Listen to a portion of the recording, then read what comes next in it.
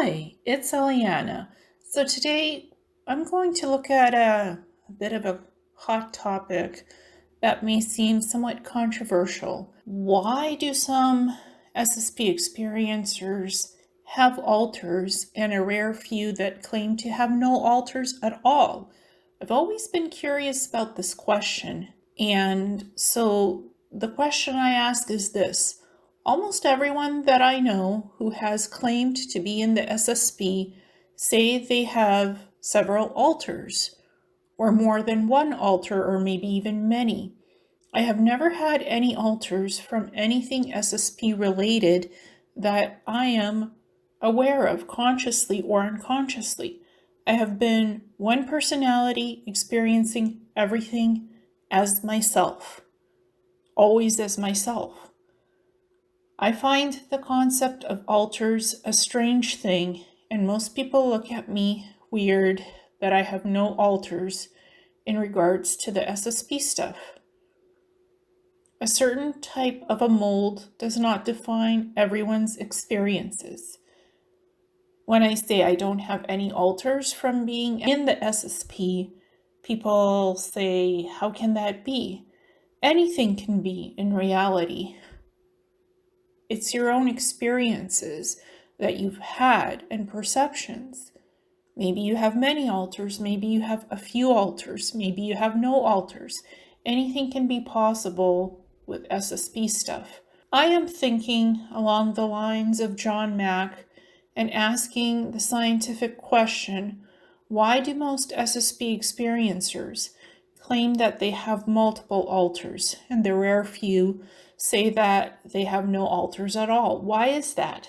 What is the mechanism behind that phenomenon? How does it work?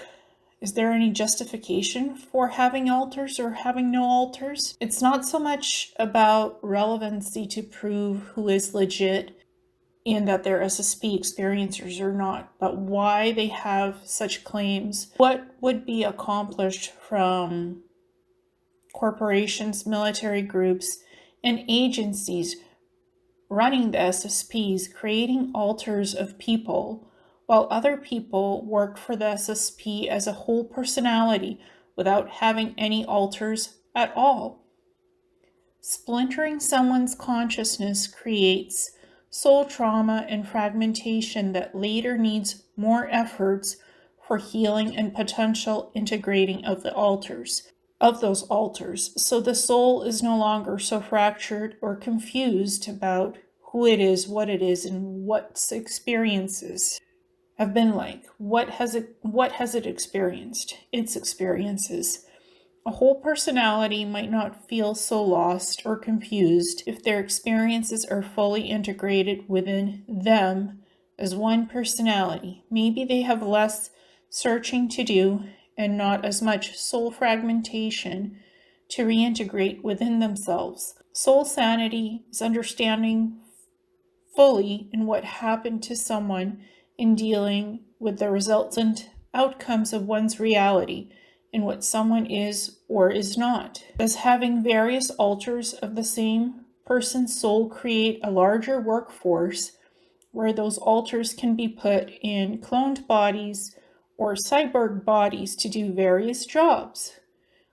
Maybe it's about efficiency, having many workers of the same soul aspect being put in alters to have a larger workforce, or where one personality in its organic body is not enough to complete different jobs and tasks, taking much longer to do it all than those that have alters. Could that be the reason and the mechanisms of that? More alters of the soul, of the original soul aspect, more employees, more workers. You have your workforce. One personality as a whole is just one person, one worker doing one job at a time, or if they have Neuralink implants, they can do multiple jobs at the same time, but there's still one person doing it. And they can do one or two jobs instead of 10. If there's 10 alters of a soul in clone bodies or cyborg bodies, So this is just my reasoning and my thought patterns on this.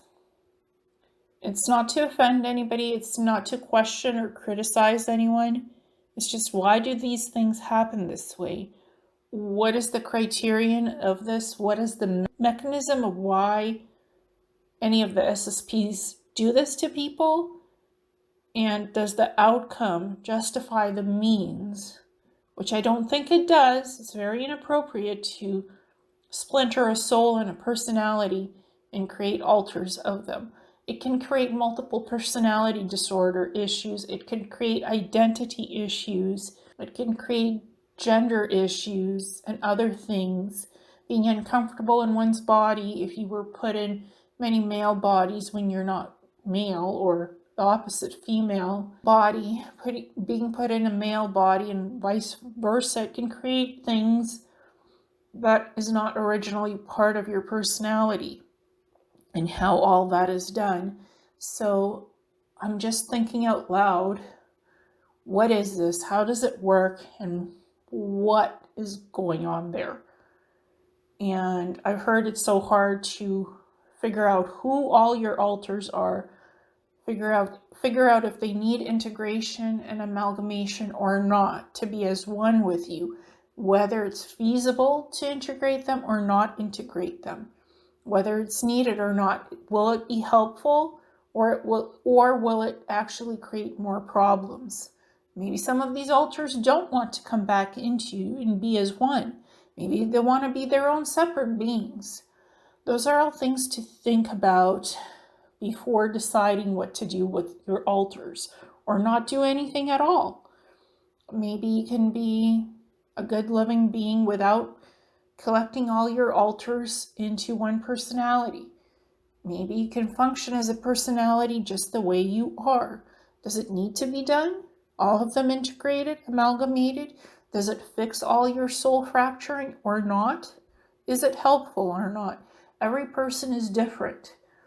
So for one person, maybe integrating everything is necessary for your health and well-being and sanity. For somebody else, it's not. It depends on what's going on with you, your mind, body, and the soul, and what's right for you and what is not. It's life choice, it's life path, how you want to live or are willing to live. That's your choice.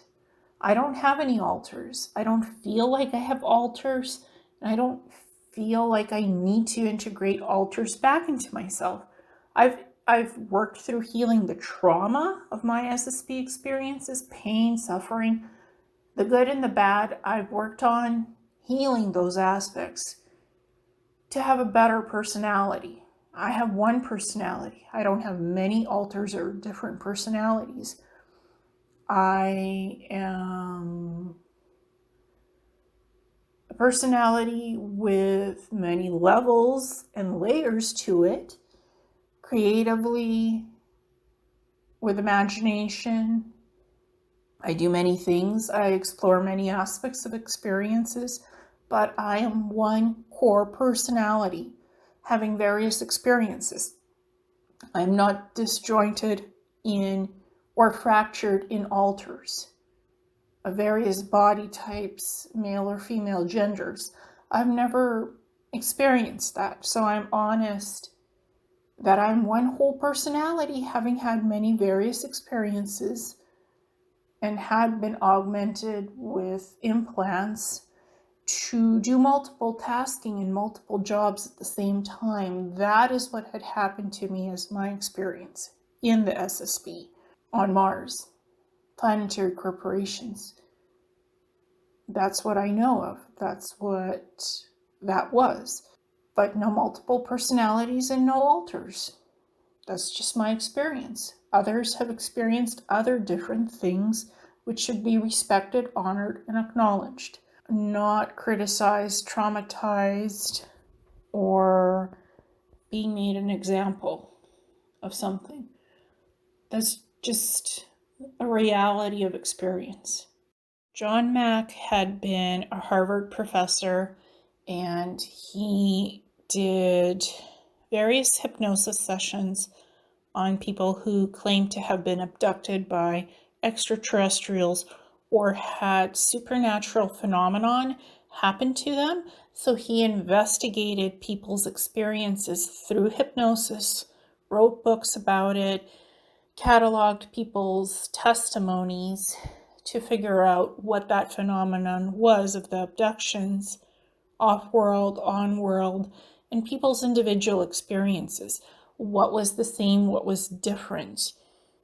His approach was collect all the data and the information and see what the outcomes are, because not one person is having the same experiences, or maybe they are.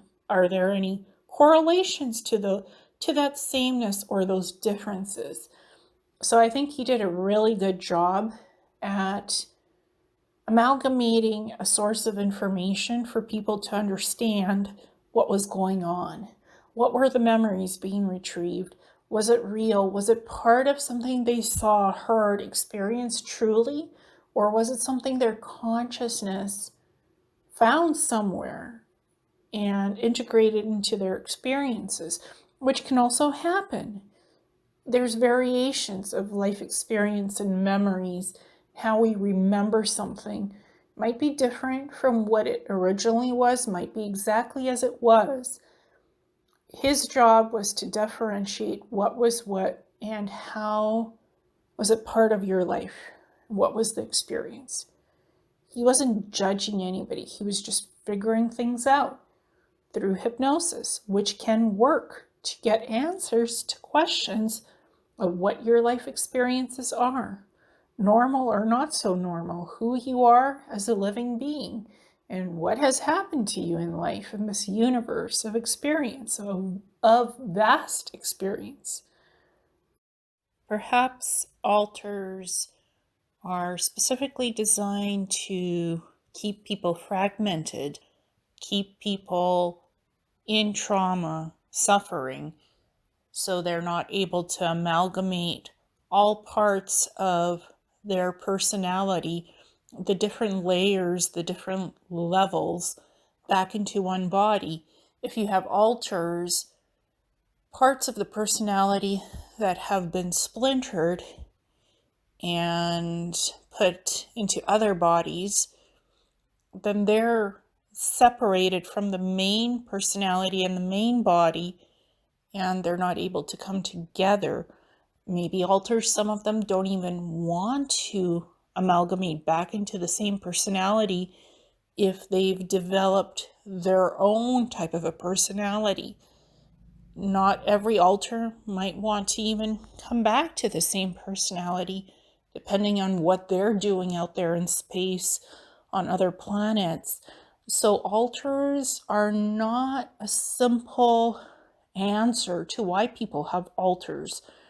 In the secret space program, it could be to keep people splintered, fragmented, to keep people from being free, not just as a workforce, to put many parts of one person's personality, separate them from the one personality and put them in other bodies as a workforce. It might be more complicated than that as an answer to what the answer is to this phenomenon. For me, I've never had it happen to me. It was never done to me in the SSP that way.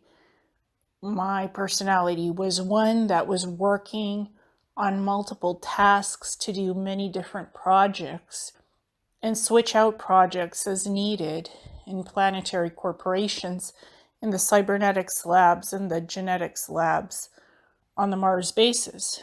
These labs are attached to the bases and research facilities. And Planetary Corporations is a military-run corporation, military style, and what's done there. So there wasn't any need for my personality to be splintered and fragmented into different altars. I did not need to go on tons of missions outside the bases on Mars. So I guess one personality made sense for me to keep it all together and to do that work. Maybe for others it was necessary to have the altars. I'm not sure. That's why I'm asking all these questions and theorizing the possibilities of why altars would be needed. What is the purpose of it for these corporations, programs, groups in the SSP? I'm not doing altars, creating altars, splintering personalities. It's not ethical. It's very unethical, but it's been done out in space. And I wanted to explore this topic and talk about it. No judgment to anybody. I'm not saying altars is a bad thing. People have altars. People can have even personality traits that are quirky in what was done to them in the programs. So there's variation of what exists out there. No judgment, no wondering why the person is that way. Every person is different and experiences different things. But I think we should know what altars are, how that works, and to talk about it without judgment, without speculation, just having a conversation to understand what's going on out there in the universe and life itself. Thank you so much.